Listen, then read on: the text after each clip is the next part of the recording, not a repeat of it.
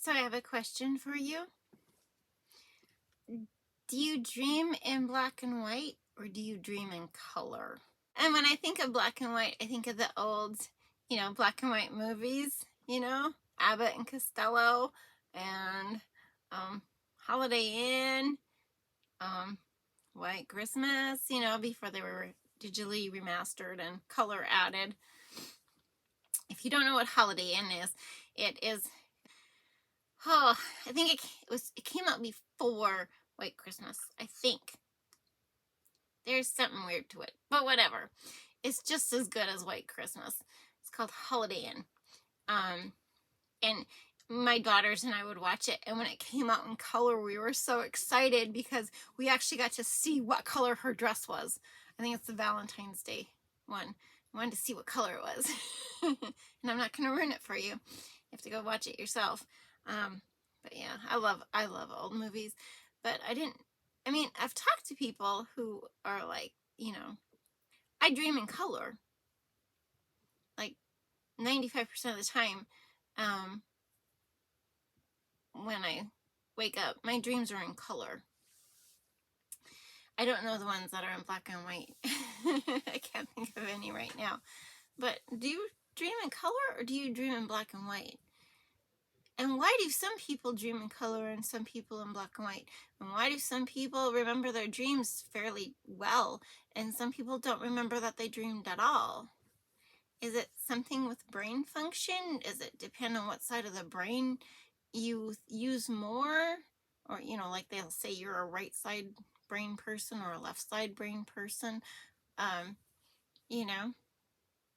It's just, I was just thinking about it because I had been having some weird dreams lately, and yeah, so, but then I was like, but they're in color. I don't know if that's a good thing or a bad thing, or if it's a thing.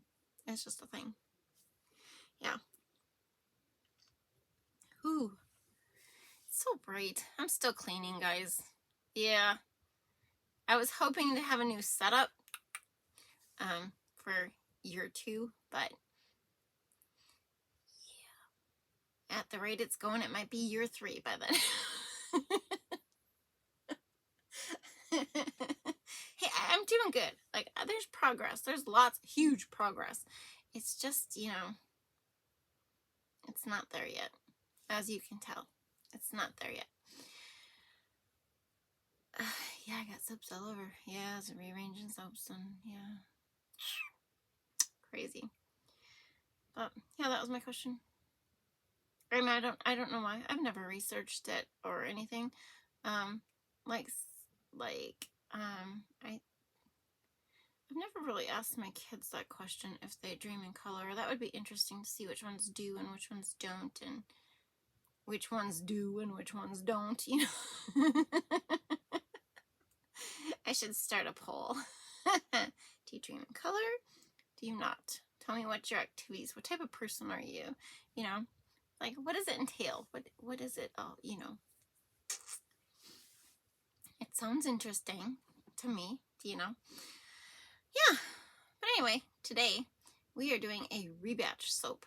Now, some people will take their little soap slivers that they have left over from the bars, and the best thing to do with these things, guys, really the overall best thing to do is to get a little, I don't even have any, and I'm planning on purchasing some of these.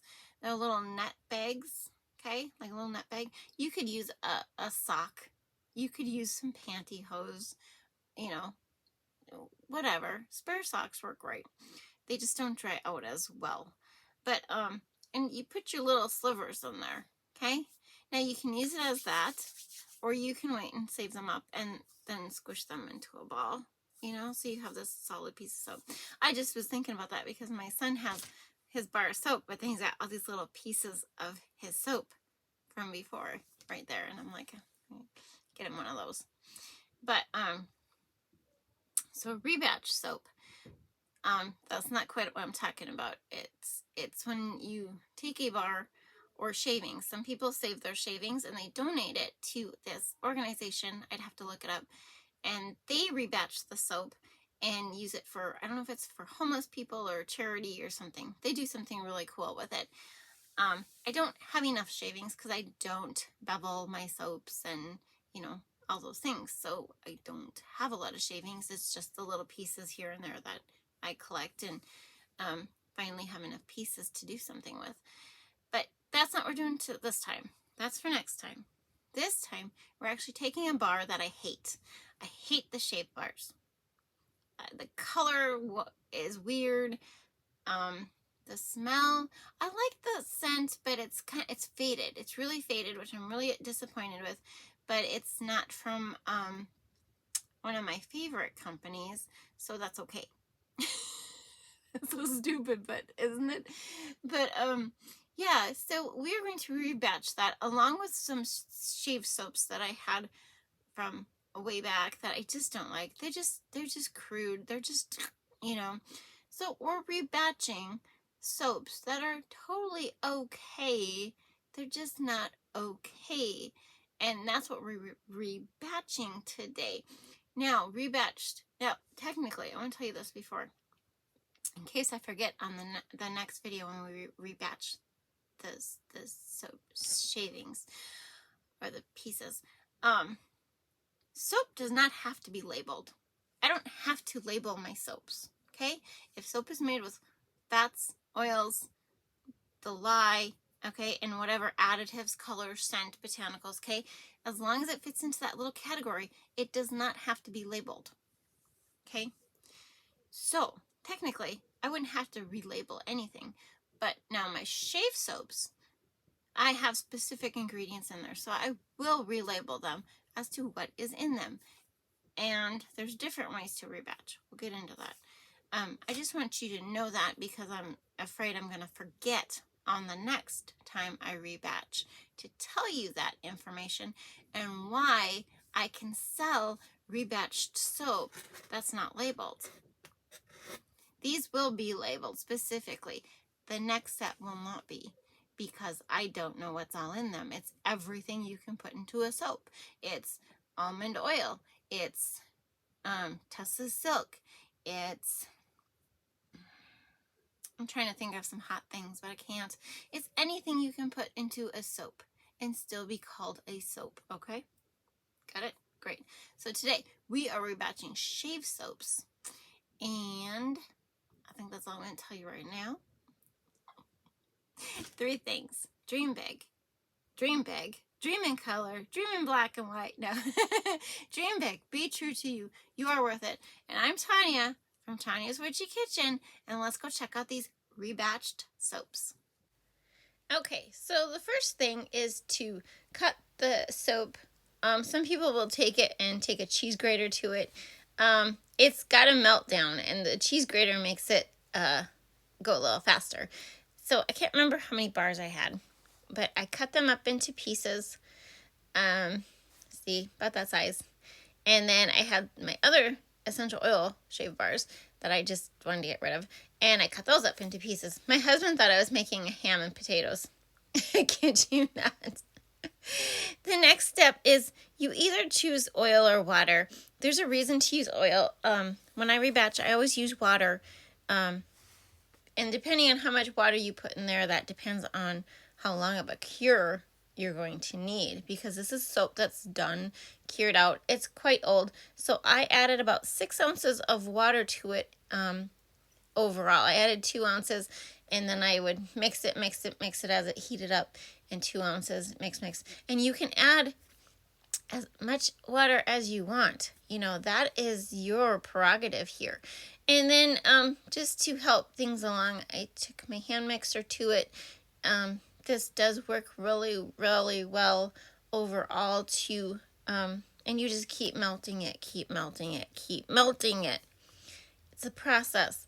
I have my fragrance oil with activated charcoal here mixed together. And then where's where I wanted, I did want some chunks of the color left. Then I added this to my melted liquid type soap at this point. See, it's pretty soft, guys.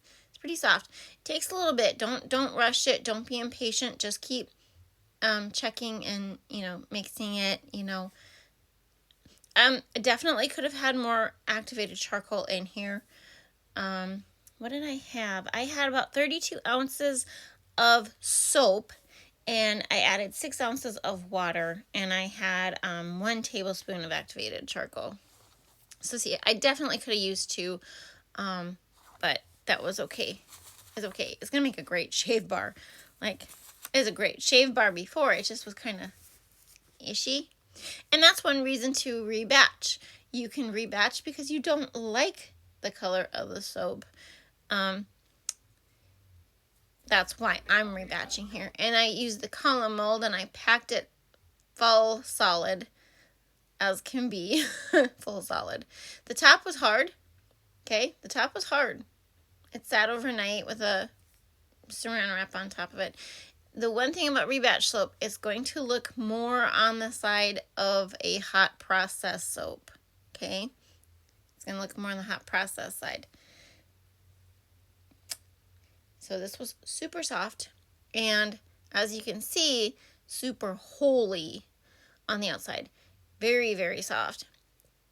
Yet this was 12 hours or so later.